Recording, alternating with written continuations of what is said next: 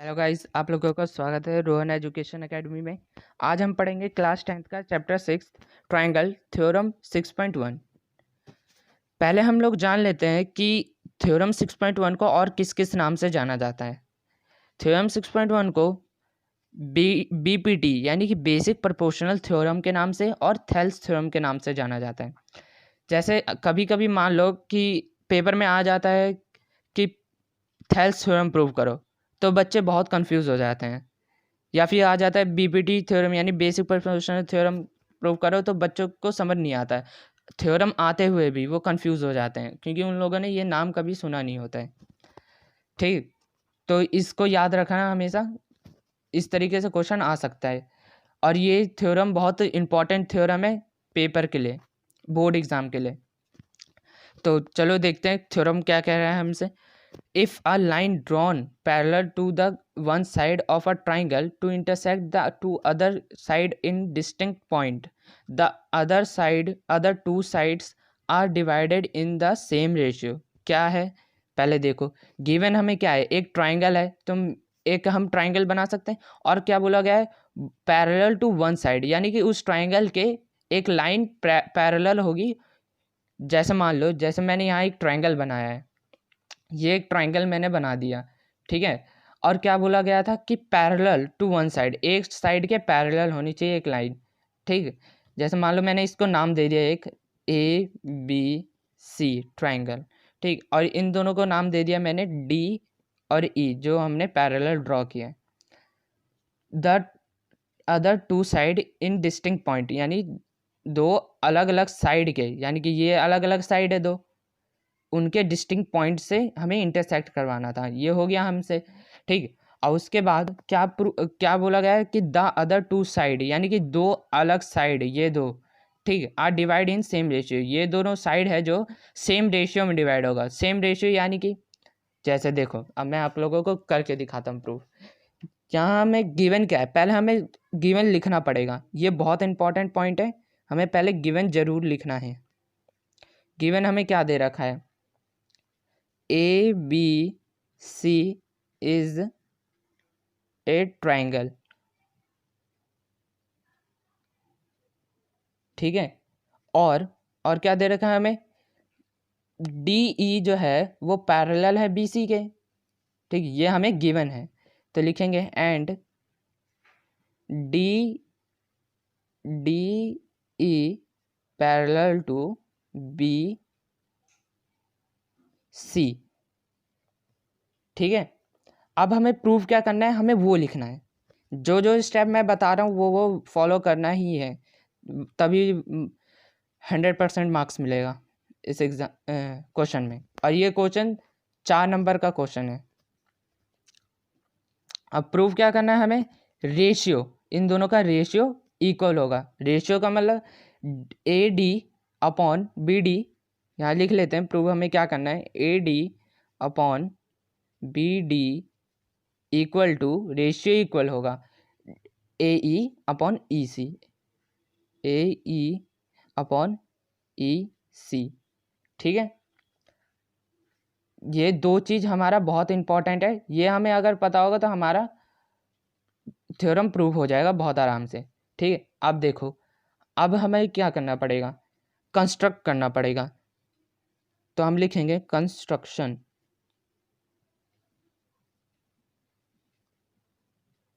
Construction क्या होता है, जो हम अपने आप से यहाँ पर कुछ कंस्ट्रक्ट यानी कुछ बनाते हैं, ठीक। तो हमें क्या कंस्ट्रक्ट करना पड़ेगा इसमें, इस ट्रायंगल में हमें कंस्ट्रक्ट करना पड़ेगा कि हमें D और C को ज्वाइन करना पड़ेगा और B और E को ज्वाइन करना पड़ेगा, ठीक। तो हम लिख देंगे यहाँ पर ज्वाइन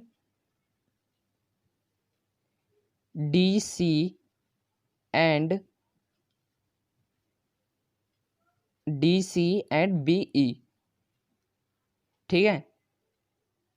और क्या करना पड़ेगा हमें, यहाँ पर DAE के परपेंडिकुलर हमें एक लाइन ड्रॉ करना पड़ेगा, ठीक। परपेंडिकुलर क्या होता है, यानी कि ये 90 डिग्री का बनेगा हमें हमारा, ठीक है। तो हम इसको एक नाम दे देते हैं, इसका N दे देते हैं नाम। और यहाँ से भी हमें एक परपेंडिकुलर ड्रॉ करना पड़ेगा, ये हमारा कंस्ट्रक्शन में ही आएगा, इसको m दे देते हैं नाम। यहाँ लिखेंगे D N perpendicular A E पे बनाया ना, इसलिए perpendicular A E and E M, यानी कि E M perpendicular A D पे बनाए। ठीक है, अब देखो ये हमारा हो गया कंस्ट्रक्शन। अब हमें प्रूफ करना है, तो ये लिखेंगे प्रूफ। जो जो स्टेप मैं बता रहा हूँ वो लिखना बहुत इंपॉर्टेंट है। अगर आप लोग इसको सीख लेंगे तो आपके 4 मार्क्स कन्फर्म है। तो देखो प्रूफ में क्या है, हमें क्या लिखना पड़ेगा, पहले हमें करना पड़ेगा area of triangle. Area of triangle क्या होता है, half into base into height. अब हमें कौन सा ट्राइंगल लेना पड़ेगा ये हमें देखना है। हमें ट्राइंगल लेना पड़ेगा पहले ये वाला ए डी ई। ठीक है, ए डी ई। तो फिर एरिया ऑफ ट्राइंगल लेना है हमें, तो यहाँ लिखेंगे एरिया, शॉर्ट में कैसे लिखते हैं, एरिया यहाँ लिखेंगे ए आर, और ट्राइंगल अंदर बनाएंगे, और ए डी ई, हमें ये ट्राइंगल लेना है तो यहाँ लिखेंगे ए डी ई। ठीक है, क्या होता है half into base into height, तो हाफ इंटू बेस क्या है इसमें ए डी ई लिया हमने ट्राइंगल, तो बेस हमारा क्या होगा ए डी। ठीक है, ए डी होगा, ये ध्यान रखना, ए डी हमारा बेस होगा यहाँ पर। ठीक, और हाइट, अब देखो ए डी है बेस, तो इस पे हाइट तो ये वाली होगी ई एम वाली, यही तो पड़ रही है ई एम हाइट इस पे। ठीक है, अब देखो अब हमें कौन सा ट्राइंगल लेना है, हमने ट्राइंगल कौन सा पहले लिया ए डी ई, इस साइड वाला, तो यानी कि हमें ये वाला ट्राइंगल लेना है बी डी ई। मैं आप लोगों को ट्रिक बता रहा हूँ कि कौन सा ट्राइंगल हमें कब लेना है, ए डी ई पहले ये लिया, अब तो फिर हम इसी साइड वाला ट्राइंगल लेंगे बी डी ई। ठीक, सेम ऐसे ही area of triangle B D E, formula same वही लगेगा, हाफ इंटू बेस, इसमें क्या है बी डी है हमारा बेस, इसमें बी डी। ठीक है, और हाइट क्या होगी इसमें, अब देखो इसमें समझने वाली बात है, आप ये बी डी ई ट्राइंगल देखो, B D E triangle obtuse triangle है, अगर हम इसको उल्टा करके देखेंगे तो ये ऑब्ट्यूज ट्राइंगल बनेगा। ठीक है, ऑब्ट्यूज ट्राइंगल का हाइट हमेशा ये बाहर वाला होगा, हमेशा बाहर वाला, यानी कि बाहर क्या है इसके ई एम है, तो सेम हमें हमारा यहाँ पर भी ई एम आ जाएगा हाइट। ठीक है, अब देखो अब हमें इन दोनों को डिवाइड करना है, एक दूसरे से इसको डिवाइड करना है। जैसे देखो मैं करके दिखाता हूँ, हमने पहले कौन सा ट्राइंगल लिया था, एरिया ऑफ ट्राइंगल कौन सा लिया था हमने ए डी, और दूसरा ट्राइंगल लिया था हमने area triangle B D E, ये दोनों ट्राइंगल लिया था। अब इन दोनों की इक्वल टू में क्या था, इसके था half into A D into E M, upon इसके क्या था half into B D into E M. ठीक है, अब देखो ये हाफ से हाफ तो कैंसिल हो गया, इधर ई एम है तो ये भी कैंसिल हो गया, दोनों ऊपर साइड है, बचा क्या हमारा A D upon B D. तो हम लिख देंगे area of triangle A D E upon area of triangle B D E, क्या बचा हमारा A D upon B D. ठीक है, अब इसको इक्वेशन फर्स्ट मान लेंगे हम। अब देखो सेकंड स्टेप में हमें क्या करना है, अब हमें लेना है ट्राइंगल, एरिया ऑफ ट्राइंगल, ये देखो पहले हमने कौन सा ट्राइंगल लिया था ए डी ई लिया था, अब हमें कौन सा लेना है ए ई डी, अब इस तरफ से लेना हमें। तो आप लोग समझ ही गए होंगे कि हमें अब इस तरफ वाला भी ट्राइंगल लेना पड़ेगा सी ई डी, यानी कि पहले हम लेते हैं ए ई डी लेते हैं पहले, area of triangle A E D, A E D, same formula क्या होता है हाफ इंटू बेस क्या है ए ई इंटू हाइट है हमारा डी एन। ठीक है।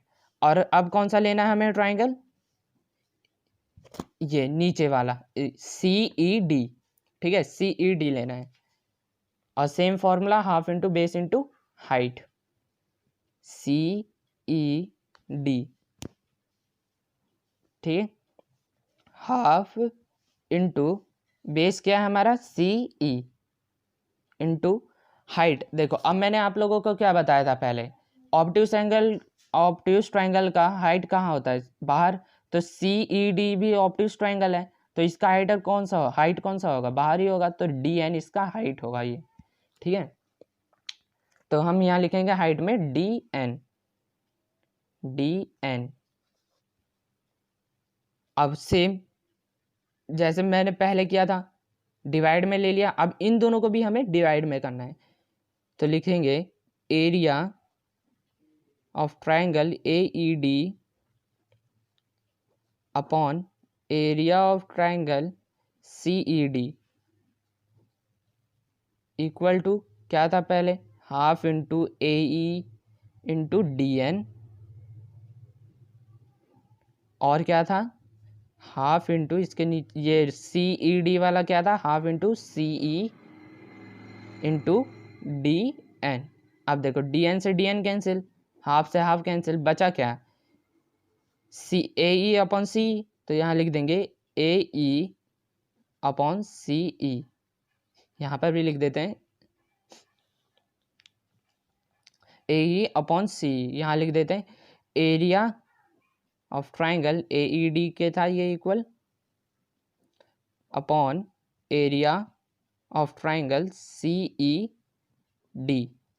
अब देखो अब क्या है, अब हम ये तो आ गया हमारा, अब हमें क्या करना पड़ेगा, ये देखो हमने 9th क्लास में एक थ्योरम पढ़ी थी कि अगर सेम बेस हो, जैसे मान लो अब ये ट्राइंगल BED और CED सेम बेस पे लाई कर रहा है, यानी कि D पे लाई कर रहा है, ये तो इन दोनों का सेम बेस है और पैरेलल भी है। तो same base same parallel line होता है तो ट्राइंगल इक्वल होता है, ट्राइंगल का एरिया हमेशा इक्वल होता है, ठीक है।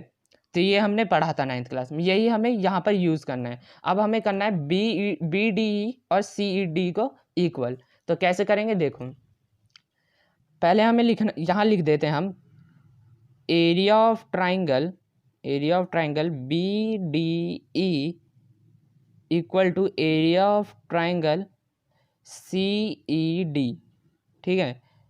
क्यों, हमें यहाँ रीज़न लिखना पड़ेगा, because same base between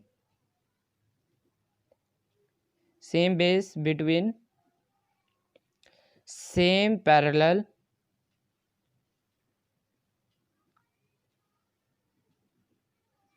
line, ठीक है, same base between same parallel line, ये हमारा रीज़न हो गया।